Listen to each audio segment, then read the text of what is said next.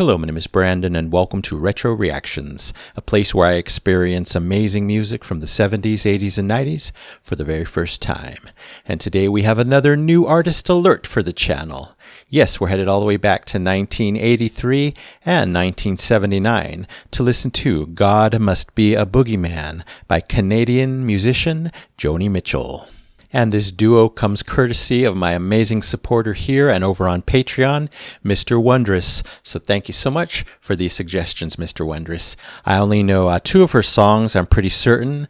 Big Yellow Taxi and Both Sides Now. Everything else, is a mystery to me. Of course, I've always heard her name. I know she's a legend and an icon in music. I know she's still going. And so, wow, what an artist. Excited to finally hear more from her. This song originally comes from Mingus, her 10th studio album, which is a collaboration between Mitchell and Charles Mingus Jr., an American jazz musician, composer, and author. Sadly, he passed away during the album's recording. It's a jazz fusion album and one of her most experimental. This live version is from London in 1983. Larry Klein plays bass in this performance. They were married from 1982 to 1992. Then we'll hear the studio version. The studio album features Jaco Pastorius on bass and the amazing Herbie Hancock on electric piano. Love him. The lyrics present a contemplative examination of God and humans' complex, mysterious, and multifaceted perception of God. Anyway, if you're new here, welcome. Don't forget to hit that subscribe and like button, as well as the notification bell to join the Retro Reactions community, where it's all amazing music all the time. And a reminder to check out my Patreon page with exclusive reactions not found here on YouTube, no time era restrictions, and one full album reaction every month. Link is in the description below. All right, here we go.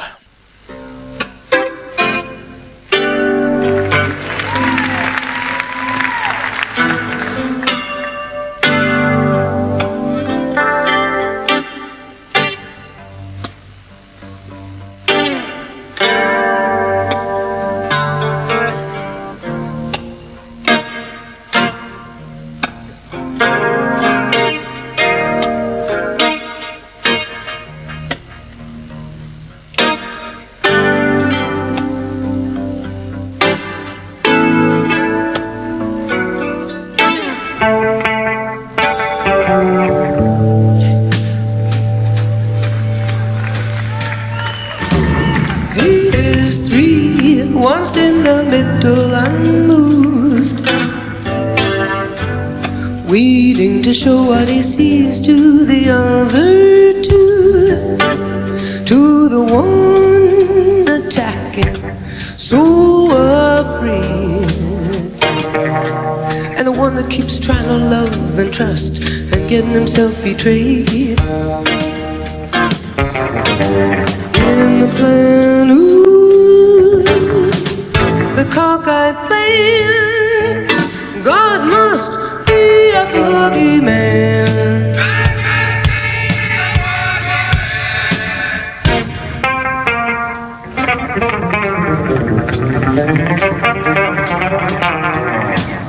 One so sweet, so overly loving and gentle, he lets people into his innermost sacred temple. Blind faith to care, blind rage to kill. Why do you let him talk him down to cheap work and cheap thrills? In the plan,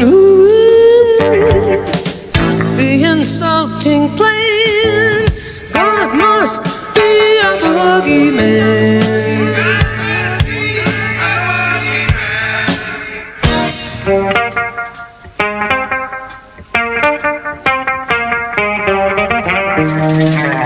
Which would it be, Mingus, one or two or three? Which one do you think he'd want the world to see? Well, world opinions, not a lot of them. when a man's only trying to find out how to feel about himself. In the plan, ooh, the cockeyed plan, God must be a boogeyman.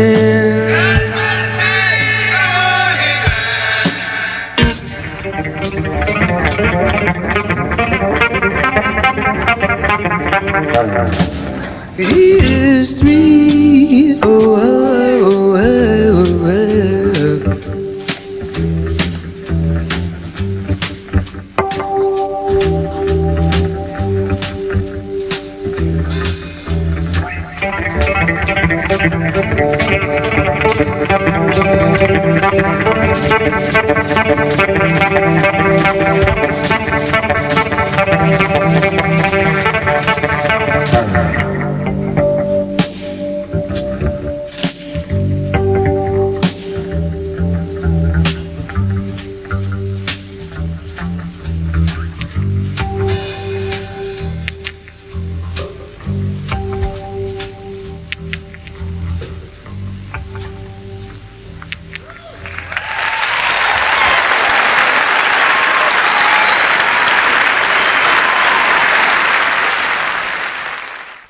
Wow, what a stage presence she has. Really enjoyed that. So cool to see her, in her prime, completely taking command of the stage, command of her voice, and command of that guitar.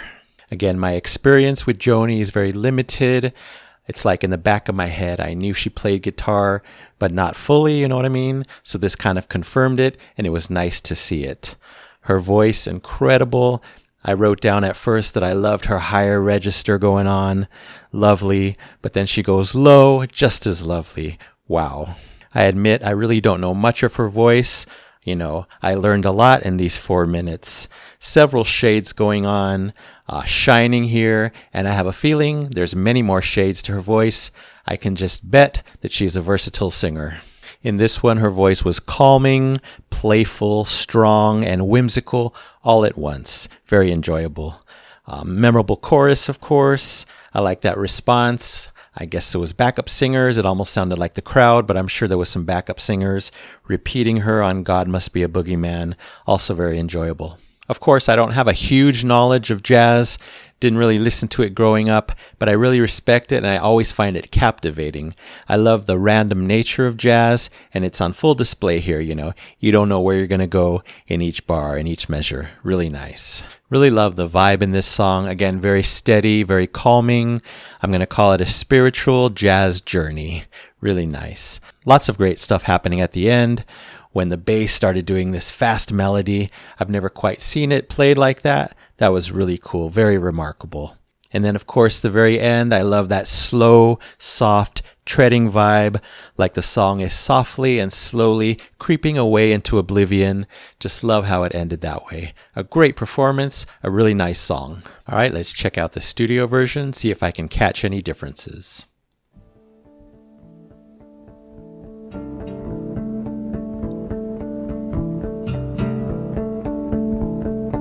That sounds different.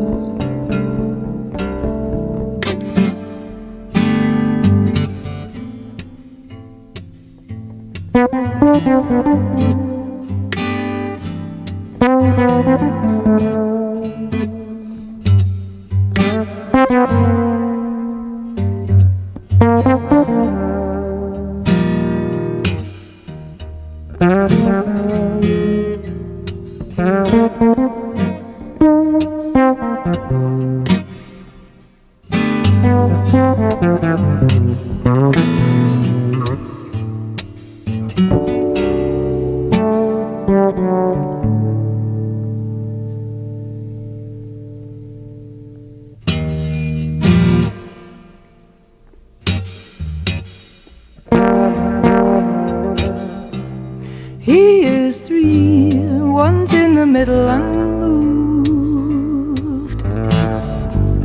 waiting to show what he sees to the other two. Deep bass. To the one attacking so afraid, and the one that keeps trying to love and trust and getting himself betrayed in the plan. Ooh, the divine plan. God must be a boogeyman. God must be a boogeyman.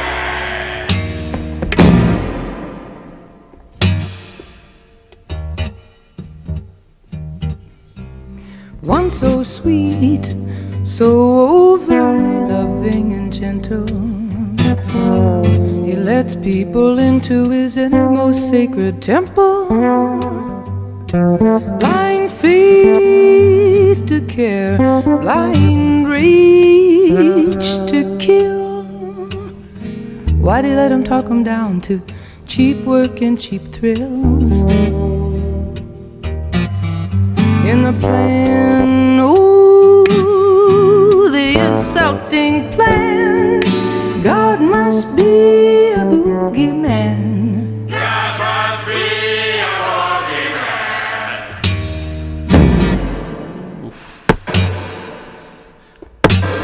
Don't remember that in the live version.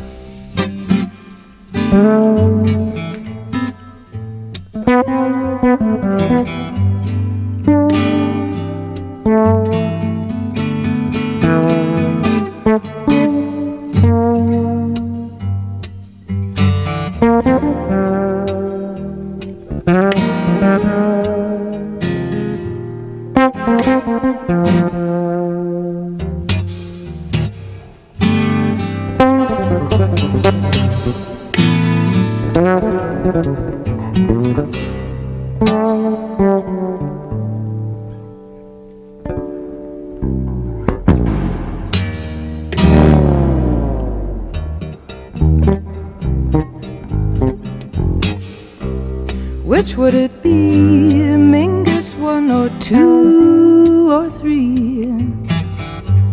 Which one do you think he'd want the world to see? Well, world opinion's not a lot of help when a man's only trying to find out how to feel about himself.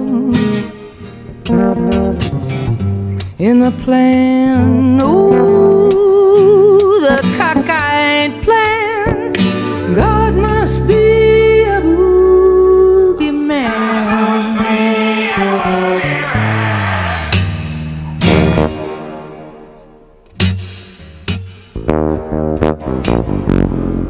Wow. He is 3.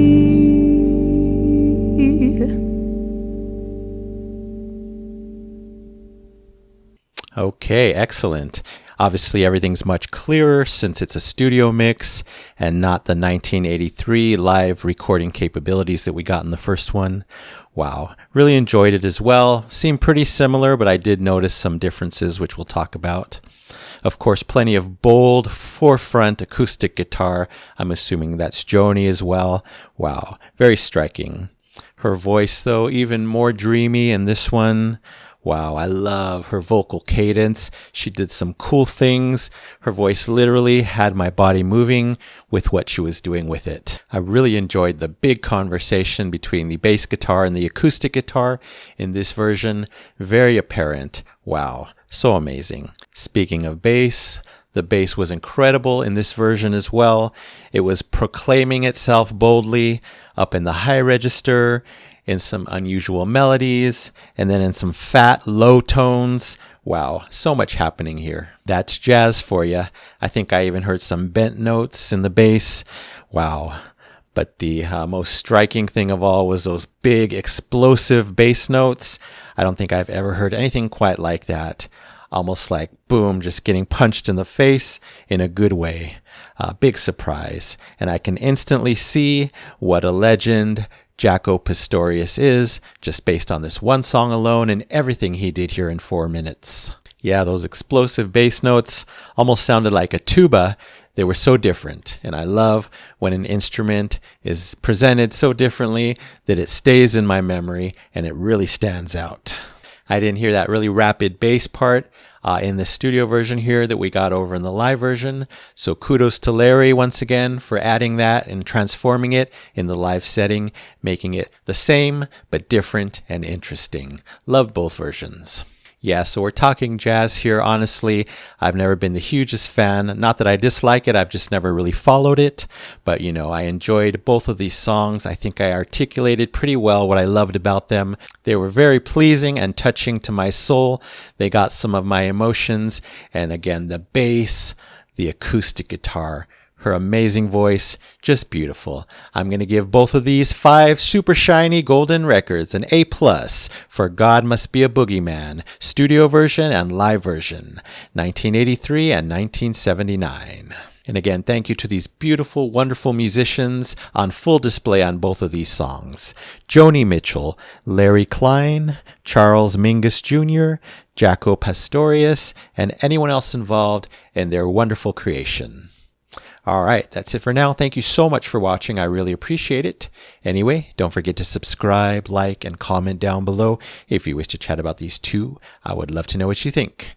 So you take care, stay safe, stay hydrated, and remember to let peace, calm, and light into your day and night.